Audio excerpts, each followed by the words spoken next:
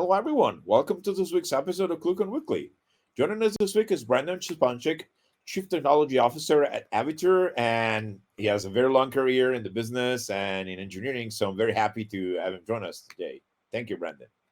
Yeah, of course. Thank you, Luca. Thanks for having me. Would you like to start with a quick introduction about yourself? Sure. Like you mentioned, I'm the Chief Technology Officer at Aviture. We are a product-based solutions company here centered in Omaha, Nebraska. We do work on both the government and commercial side of the house, really focused on finding ways that we can create positive impact and really drive for change for our customers. And we do that through bringing software teams to bear to develop solutions. Sometimes these customers have an engineering firm of their own, and they're just underwater. They're monitoring and maintaining these systems, and they just don't have the time to invest in a new product. And sometimes these are just folks with a really great idea, and they're looking for someone to kind of make it real. And so they'll look to a tech partner like Aviture to help them with that. Good. Yeah. So you've been in a lot of roles over your career. You started as a developer, then you've gone through architecture, then up to the top level. I And know when discussed it's crazy to think about. Yeah. Yeah, when discussing a topic for the podcast, I think something came up about the agile architecture and how to build products the right way. So I'm very curious about how you approach that because I feel like it's not a very well understood process that a lot of companies, especially small companies, especially open source based companies, starting out get completely wrong. So I'm very Mhm. curious about to hear about your opinions on that.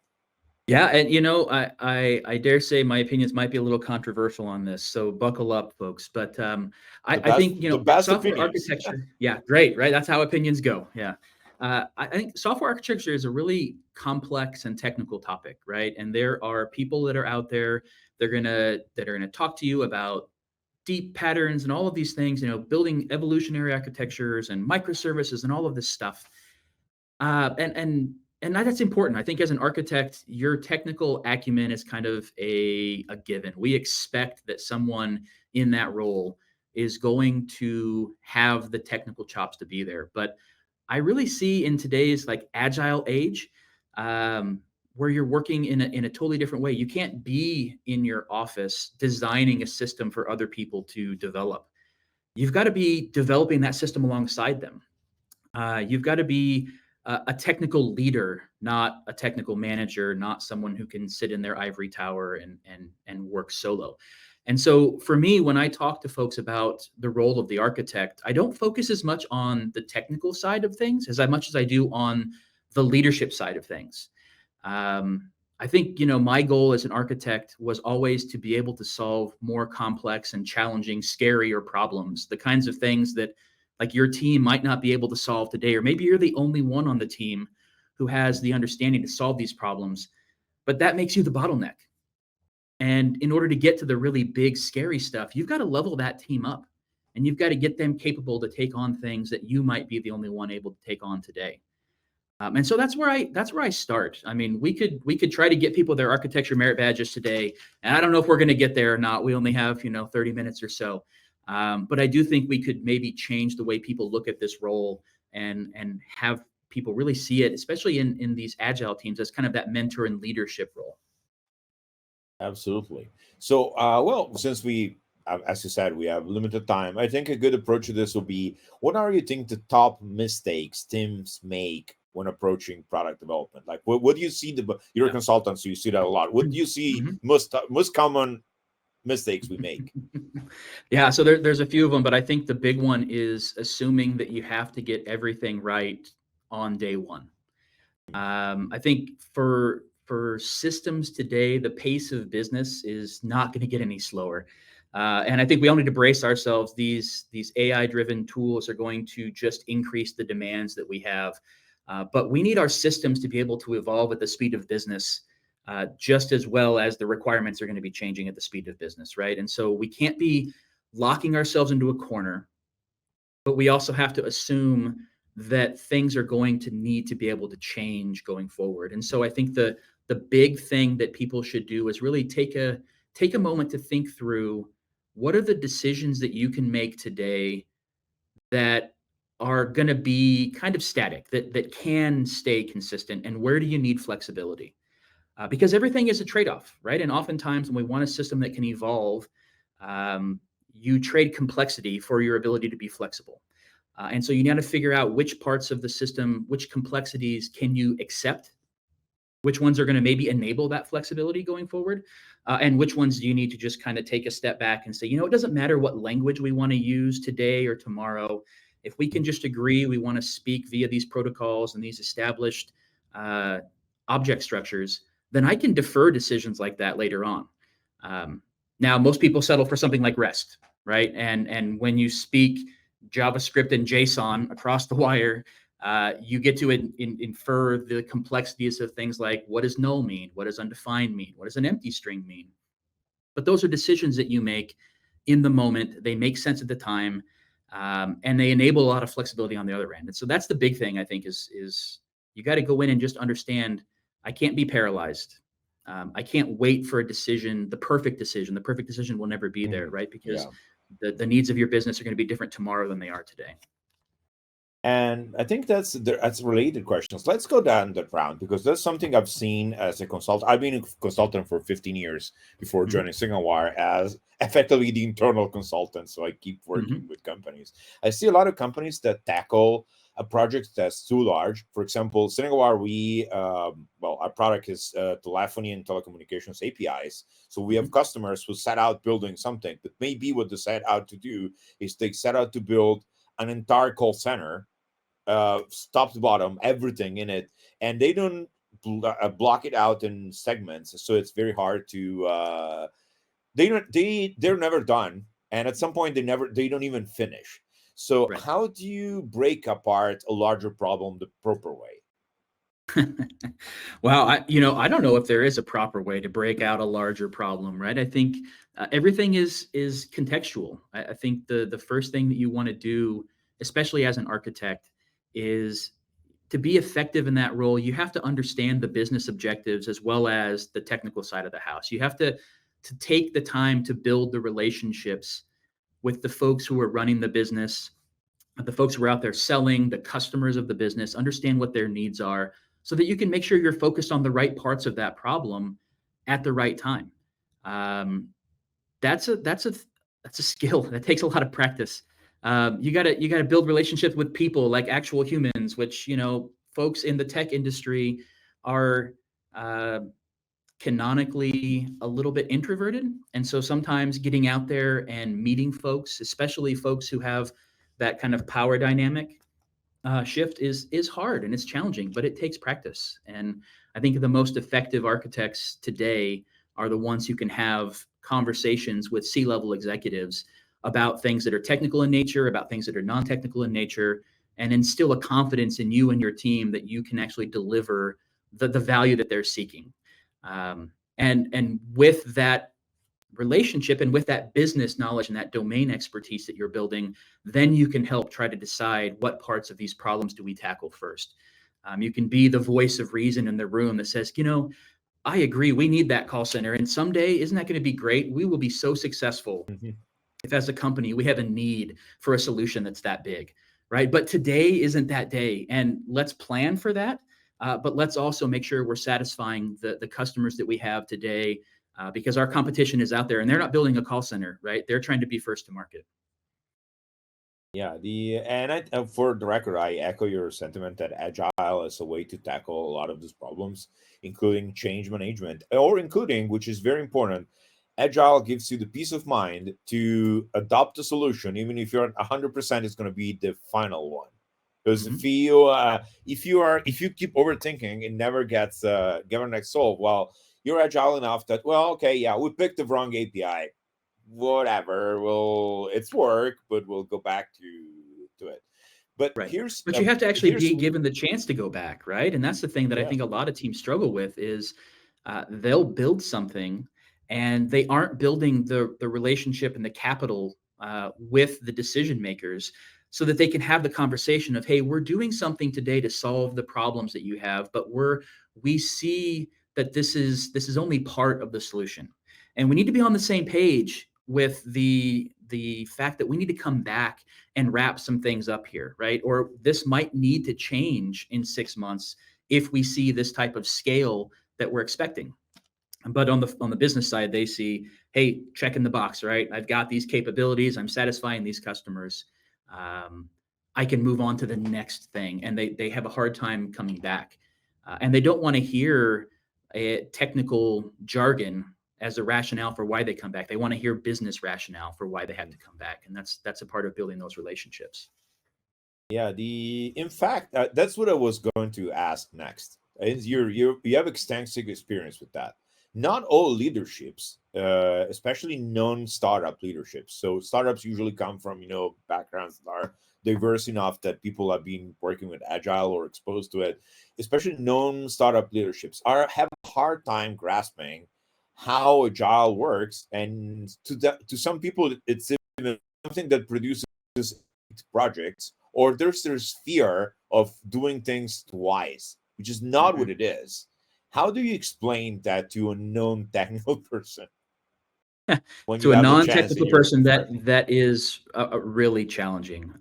Yeah. And like I say, you can't use technical rationale. You have to be able to speak to these things in a language that is shared and understood by all, right? And so, um, the way that I try to approach conversations like that is to kind of set up almost like you're on like a journey, right? Like there's a vision for what we want as an outcome. And sometimes that vision is 2 or 3 weeks away. Sometimes that vision is 2 or 3 months away. Sometimes that vision is 2 or 3 years away. But if we can decide, hey, this is the destination, this is the intent for how we're going to get there, then we can start to develop a roadmap for what steps are we going to take and about in the order we think we're going to take them in order to achieve that vision. Um, and along the way, along that roadmap, what we might find is, hey, I want to go from Omaha to New York City. And so I know I need to head northeast generally. But we might encounter some traffic along the way, or maybe we Mhm. encounter a road that's down or something, and all of a sudden we have to pivot and we need to change our plan. And so we're still going toward our final destination and toward that vision, but we need to take a little bit of a detour every now and then. Anything you can do is you don't be patronizing, right?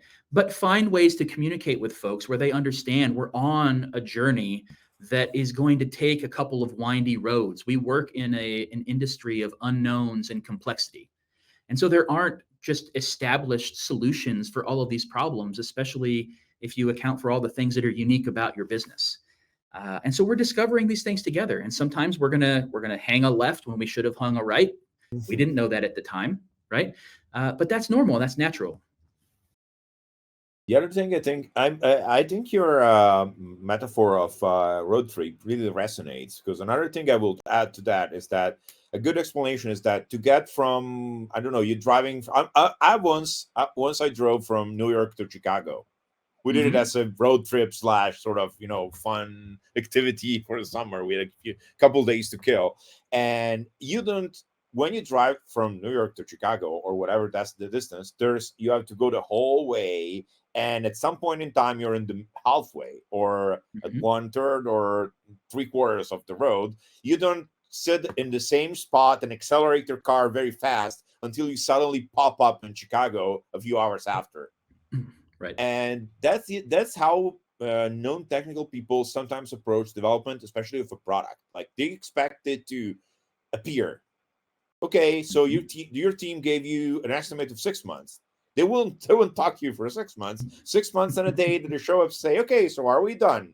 Right. And that's not how it works. It is Yeah. it's really it's a journey, and it has intermediate steps. And what many teams don't do, which is probably how do you approach leveraging intermediate products? Like you always have something usable and agile. Sometimes Mm-hmm. it's not customer ready. Do you just show that to leadership?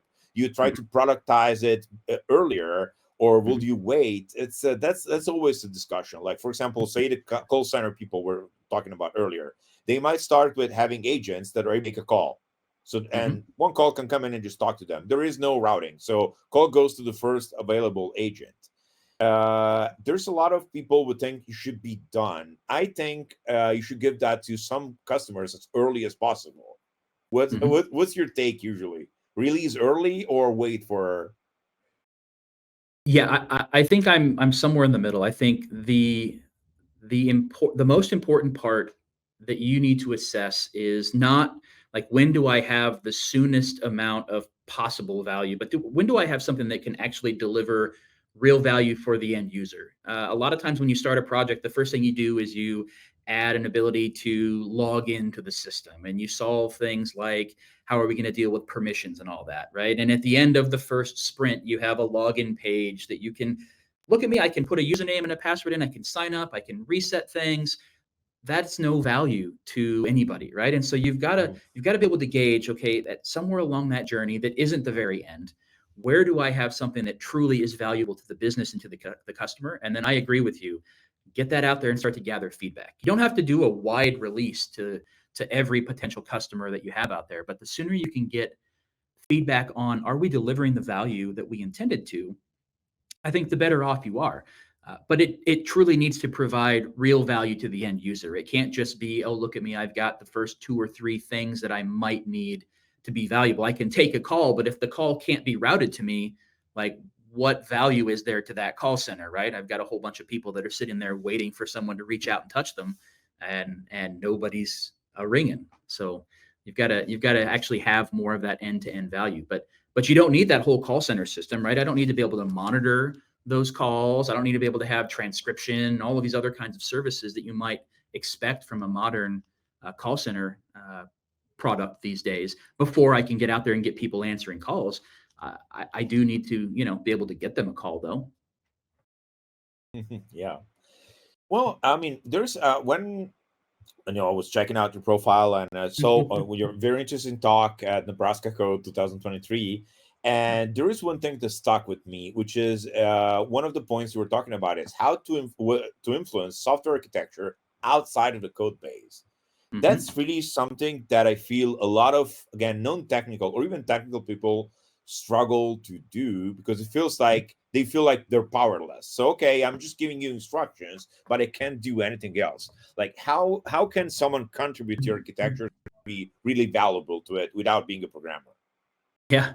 So there's a really interesting book. I've got it on my shelf behind me here called Team Topologies that goes into some things that you can do simply by how you structure your teams and the way that they communicate.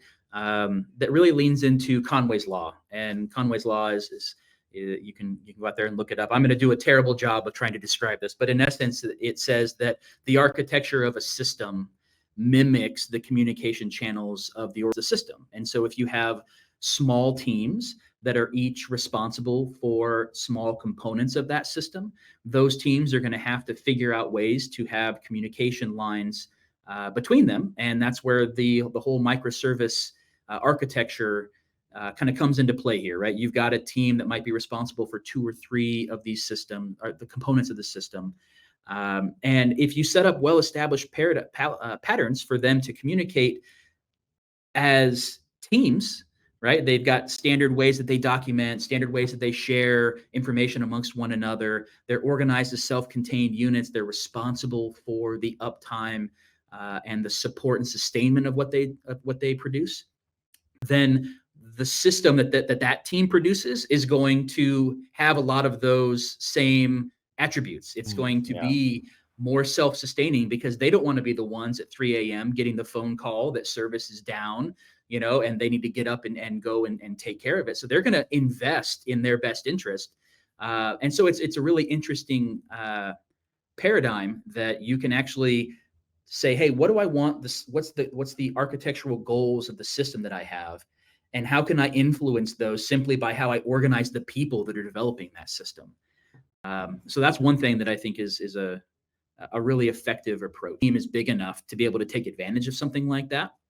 But that is something that architects these days can get their hands in a little bit.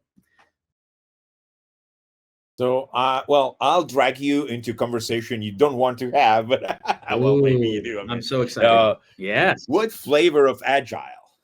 What do we do? Like full Scrum with burn down points Mm, charts, mm, postmortems. People have taken blood tests every 2 weeks just to make sure they have the right amount of adrenaline in their system at any given time, or all the right. way down to what I call, there's some diets called like dirty keto, where we do ketosis diet, but not really. I like calling dirty agile, where Yeah. you really just don't, you almost don't do it. It's just a way to structure stories. So what's your Yeah. favorite balance? Oh, I let Small me tell teams, you one, how I two, approach it as a CTO of an organization where we have multiple teams, right? I've got Mhm. maybe 20 or so teams that are all working on their own unique projects for about that many customers. And each one of those customers is at a different state in their own agile journey, right? And so we really have to meet our customers where they are. But we are there to consult. We're there to make those organizations better. And so I am a huge believer in teams having influence in the way that they work. I think agile, the principles of the agile manifesto are the things that are important, right? There is no great set prescriptive way to be agile. Um, so initially I did a lot of Scrum, but I did what I would call Scrum, but I did Scrum, but we didn't do this, or but we didn't do this. Oh, I like that. So I'm maybe totally not going to steal quite that. as yeah, maybe not quite as like the zombie Scrum kind of thing you talked about, where you're just kind of going through the motions. But really, it was, hey, what are the pieces of that agile framework that we like, and what are the ones that we don't necessarily see value in? And initially I thought, this is wrong. Like, people have figured this out. I should just be following along with what the industry has invested a lot of time and effort into to determining. Surely there's a right way out there. And I think as I've gone through my career, I've become more and more okay with the Scrum Butt methodology, as long as those principles are there and as long as your team has found a way that works well for you. So for example, if you're doing active product development, I think there's a lot of benefit in that 2 week or 2 to 4 week iteration, where you're delivering value frequently, as often as you can in those 2 weeks. You get a moment to get back together as a team and reflect on how did the work go. Did anything get in our way? Are there things that we would change? You get a moment to celebrate with your customer and invite feedback and ensure that we're on the right path. So there's a lot of good things, I think, that come from that Scrum methodology. There are some things that I think are a little bit bespoke. There are you can tend to get pulled into velocity conversations and mix that in productivity and start to try to do some really nasty things with metrics that are really unhelpful. But I like the cadence. I like the ceremony and the ritual that comes from a team being reflective.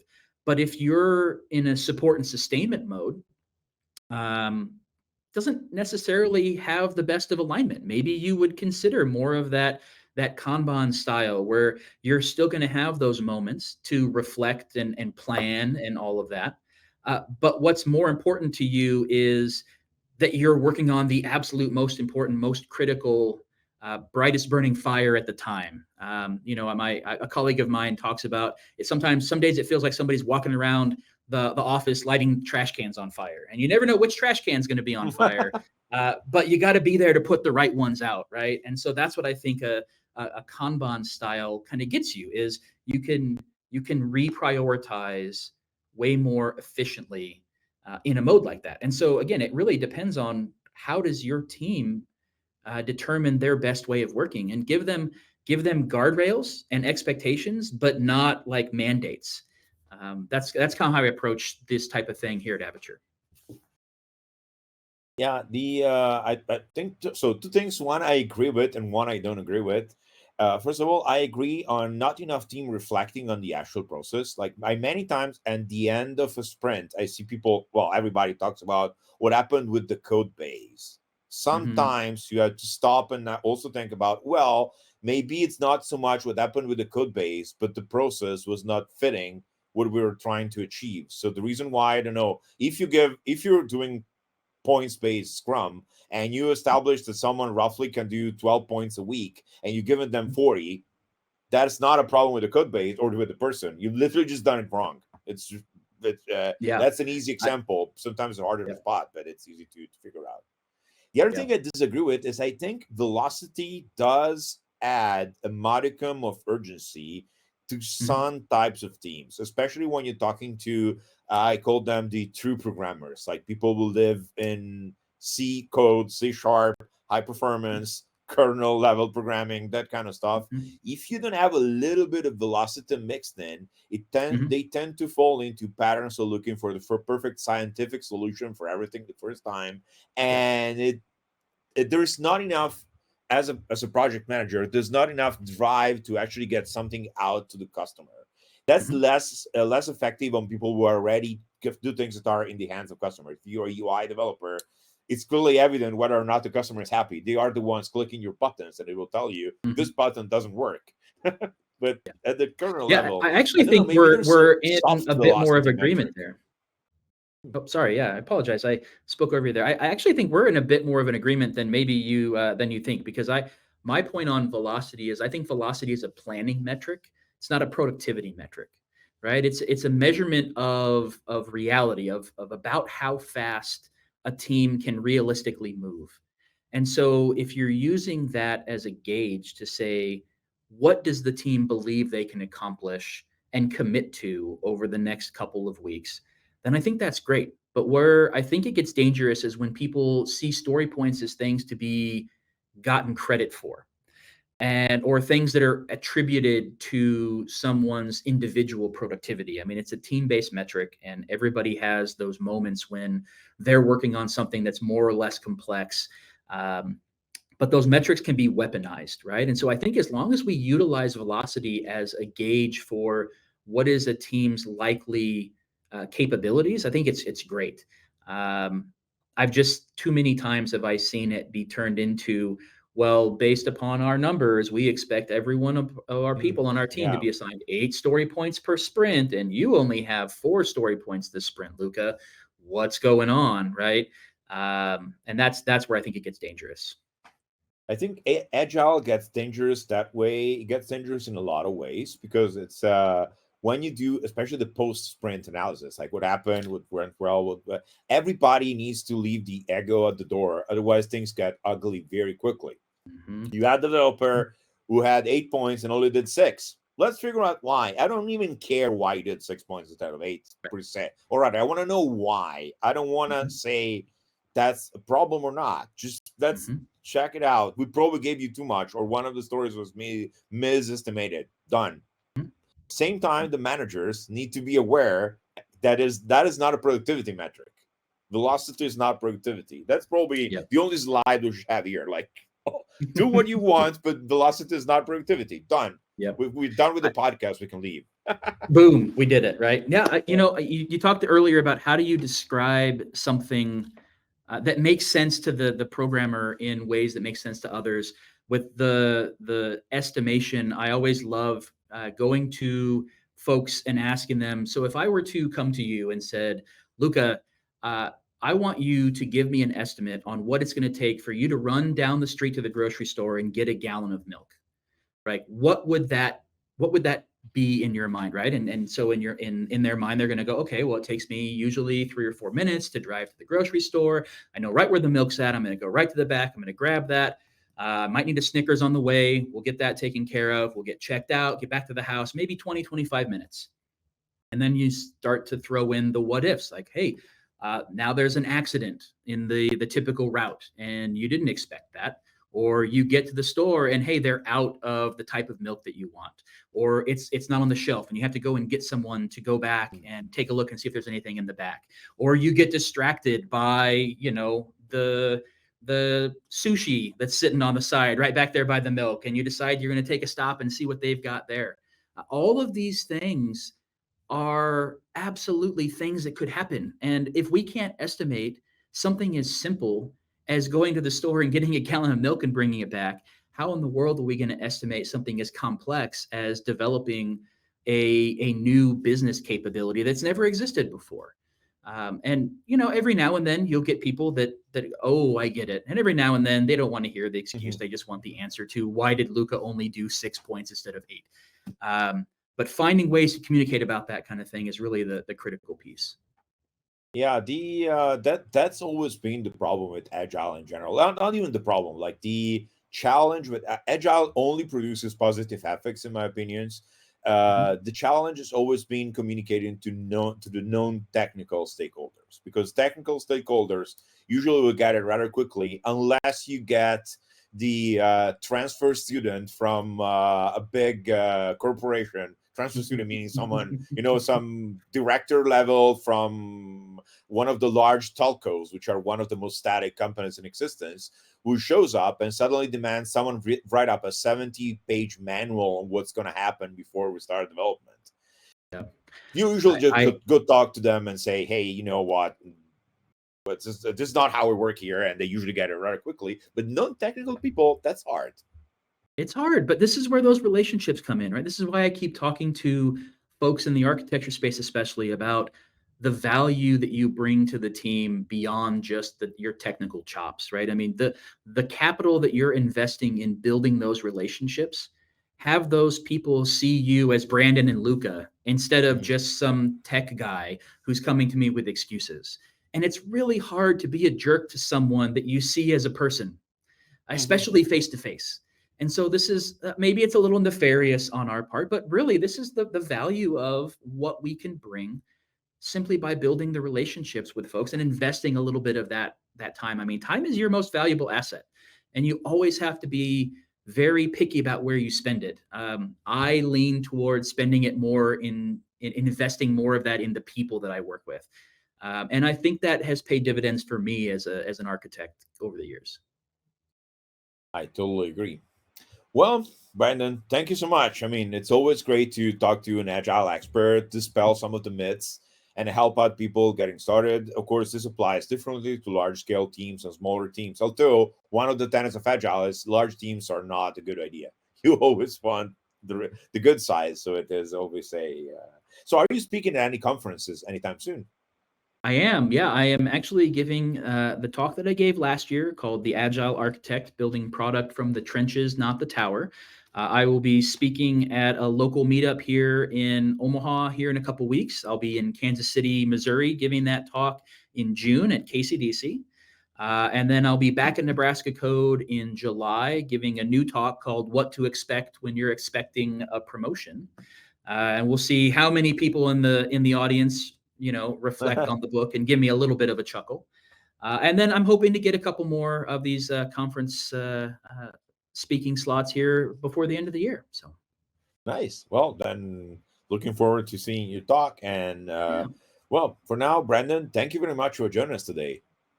of course. Thank you for having me, Luca. Brandon Suponchik, CTO at Aviture and consultant and agile expert. And we went through a few interesting topics on the agile world. And I'm sure if there's more questions, you can ask them under comments and we can certainly relay them to Brandon. So thank you so much again. Of course. Thank you. And for the rest of the people, I'll see you next week. Goodbye.